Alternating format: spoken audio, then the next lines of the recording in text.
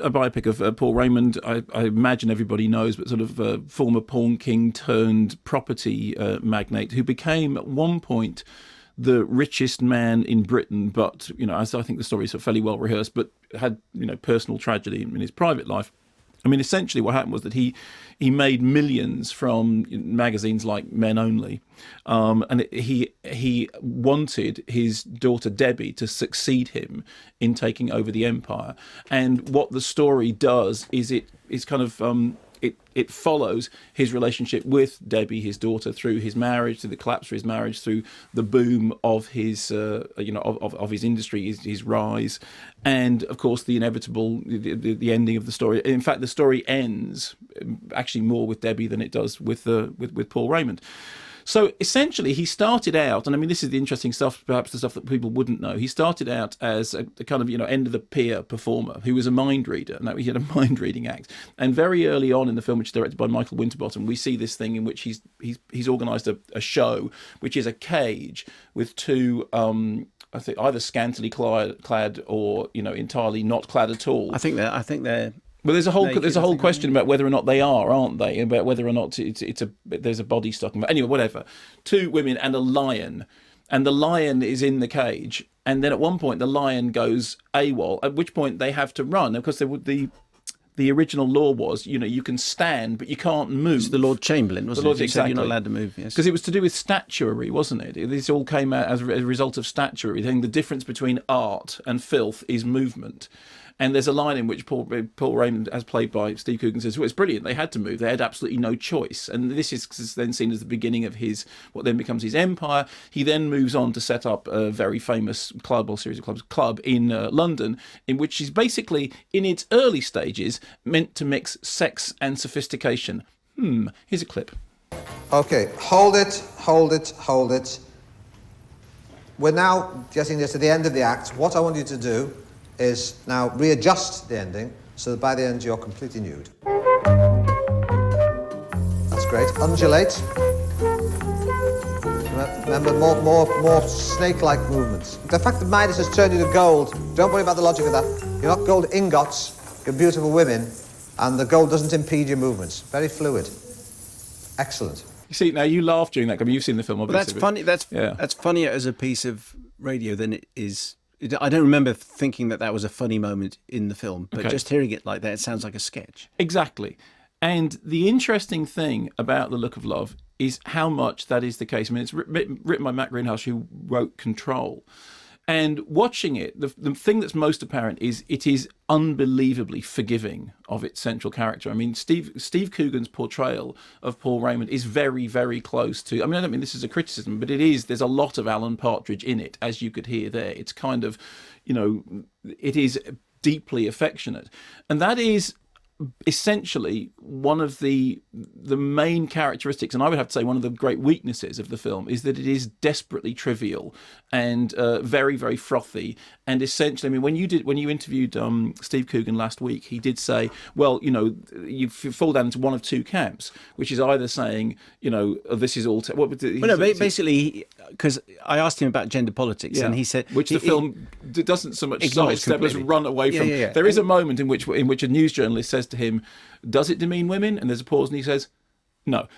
And that's all you're getting on that subject. Exactly, yeah. Basically, he seemed to think that you're either in the Merry Whitehouse camp, which is ban this filth, terrible, ban this filth, or you're with Paul Raymond. But obviously there are a whole number of views and positions that you can adopt somewhere in between those two, and but those aren't really reflected. No, I mean, they're not reflected at all. And I have the suspicion that something has happened between the original script. I mean, if you look at, for example, what the writer did with Control, and then you look at this, you think, it looks to me like there would have been more meat there somewhere, and that somehow those edges have been taken off. Partly, I suppose, because as far as I understand, the thing has the blessing of the Raymond Empire, and partly because it appears that Steve Coogan's primary sort of thrust in this is affectionate, is humorous. I mean, I read one review that said it's a comedy biopic, and actually I hadn't thought at the time it is a comedy, because it is broadly comedic, and consequently it's almost deliberately not getting under the skin of us, which is strange, because it creates a central problem, which is that the film has at its heart the relationship between Paul Raymond and Debbie Raymond, which is a tragic story, and yet the film has this very light, very frothy tone, and it's almost like the film wants to use that as a structure, and that I think is where the writer's primary interest is. But the idea of actually going into what that would have meant, what really growing up in that environment would have meant, what there is one sequence, and this I think is very telling, in which Paul Raymond, the character Paul Raymond as played by Steve Coogan, is asked by a journalist. He's putting on a show in which Debbie Raymond is going to sing, and actually a great performance by Imogen Poots, who does that most difficult thing, which is singing really badly, being just all right but not. It's a very good performance of somebody who isn't actually very much of a star, and he's putting on a show, and the journalist says, "Oh well, will your daughter be taking her clothes off?" And Paul Raymond says, "I would never ask my daughter to do that." And there's a cutaway to the character playing the actor playing Fiona Richmond, and the Fiona Richmond character goes, and the cutaway is kind of it's saying, look, here's the dual standard. Everybody is somebody's daughter. Why is it not okay for your daughter, but okay for everybody else you're surrounded with? But literally, that cutaway is all you get. You get the kind of askant. It's almost a chubby moment. You get a kind of and then it forgets about it, and then it gets back into the stuff of being sort of slightly retro and slightly nostalgic. The other thing about it is very televisual. I mean, if you look at the industry as portrayed in Boogie Nights, I mean, there is an interesting comparison between the British sort of sex industry and American. I mean, Boogie Nights is very cinematic and seems to have an underlying seriousness despite all its vibrancy, and despite the fact that it's essentially a family drama. And the whole conceit of Boogie Nights is that in the end these people are some form of nuclear family, and they do have that relationship. In the case of this, it's much as the British industry, which was much more sort of well, at least in its early inception, it was much more kind of nudge nudge, wink wink, end of the pier, people standing still in cages with lions.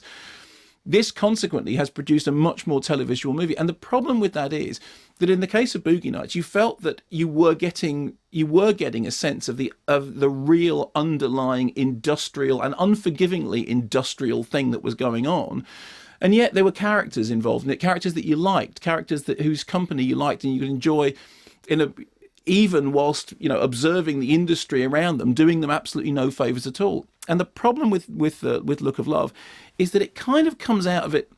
There's a whole sort of parade of British TV stars who come on and do little cameos, which I have to say to some extent adds to the televisuality. And at the centre of it is Steve Coogan's performance. Now, I think it's a great performance in as much as it's a brilliant piece of casting. I mean, obviously the project originated with him anyway, but it is because it's like let's look at Paul Raymond as a sort of version of Alan Partridge, but that only gets you so far.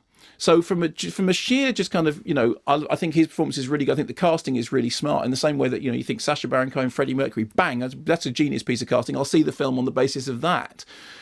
There isn't much else. The rest of it's terribly wiggy. There's lots of wiggies and stick-on moustaches. We talked about a lot about what was his hair and what was. I don't mean him. I mean everyone. He did seem to be surrounded by a succession of bewigged extras and comedians. So do you think? With that half quack, honk, brap, oops. Exactly. So Chris Addison is on, Stephen Fry is on, David Walliams is there. Does that add to that seaside saucy? I think it does, and feeling? I think it's something that is partly deliberate and partly accidental. I think the film deliberately doesn't want to go anywhere, despite the fact that it's an 18-rated film. It's terribly flimsy, and it's terribly forgiving of all its characters, and it's terribly, I think the word I can think of is affectionate. And the question about how far that kind of affectionate surface flimsy gets you is the underlying problem, and it's accentuated by the fact that actually the story does have a tragic arc to it. I mean, you can see the basis of the Matt Greenhalgh script being that tragic arc, and then wondering where the tragedy went as far as the rest of it's concerned. So I think the problem is, if it wanted to play it as light, as frothy as it does, it's strange that it's chosen the particular narrative that it has to tell that story. It's almost like what you've got in the end is a sort of affectionate, nostalgic, nudge nudge comedy that somewhere got a little bit of darkness lurking in, but it can't quite decide what to do with it. And this is not to do with, the gender politics thing is important. This isn't to do with saying, well, one has to take a stance on the industry.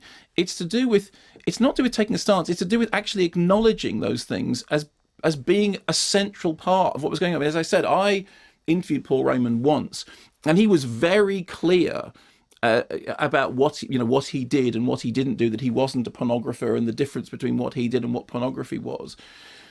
But there was nothing of the... I think if you run Men Only, you're a pornographer. Well, he argued not.